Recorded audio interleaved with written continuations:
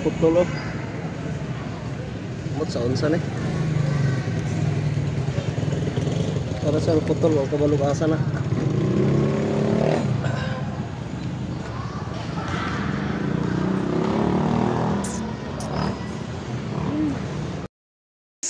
Ito lang trabaho ng mga maestra.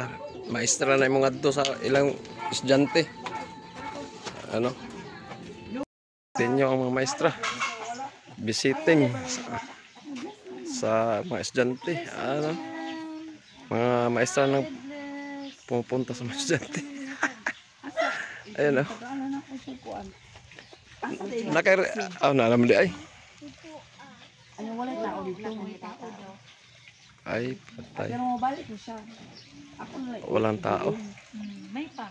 Bili. As itong bata. Ang mundi nga din. Yawan na may assistant. Damay ako nito guys, damay. Damay tayo dito. Ito na mga teacher, trabaho, dagdag trabaho talaga. Gasto pa sa deliver nila, libro. Ayan. Kasi wala nang pasok dahil sa lindol. Layuan na. Balay din mo. Kanan, iniwan. Ayan ah. Tagi nila, gawin mo na gilinan daw. Home visitation form.